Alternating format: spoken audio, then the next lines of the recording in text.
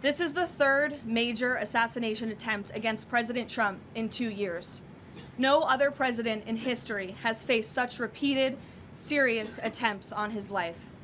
First and foremost, the president, the first lady, and everyone in this White House are extraordinarily grateful to the brave law enforcement professionals who sprang into action to apprehend the would-be assassin and keep all of us safe.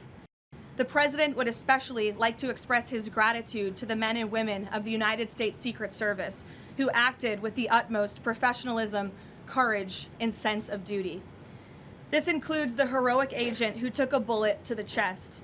Thankfully, he was saved by his bulletproof vest. Minutes after returning here to the White House to the Oval Office, despite fighting Secret Service to try to stay and keep the dinner going on Saturday, ahead of addressing you here in the briefing room, President Trump was intent on speaking to this brave agent to ensure he was okay, and the agent assured the president that he was.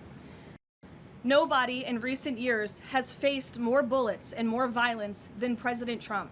This political violence stems from a systemic demonization of him and his supporters by commentators, yes, by elected members of the Democrat Party, and even some in the media.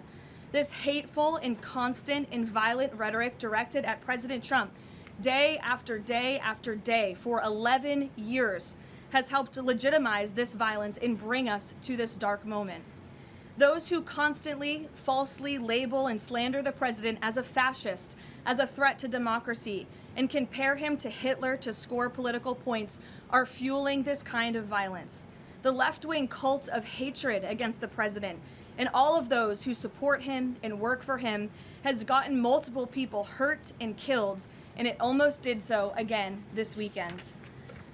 For example, as the First Lady of the United States pointed out this morning, just 2 days prior to the shooting, ABC's late-night host Jimmy Kimmel disgustingly called First Lady Melania Trump an expectant widow. Who in their right minds says a wife would be glowing over the potential murder of her beloved husband? And having experienced what I did with the First Lady on Saturday night, I can tell you that she was anything but that. This kind of rhetoric about the president, the First Lady, and his supporters is completely deranged, and it's unbelievable that the American people are consuming it night after night after night. As President Trump said on Saturday night at this podium, we as Americans must recommit ourselves to resolving our differences peacefully and uniting around the shared values that make our country great.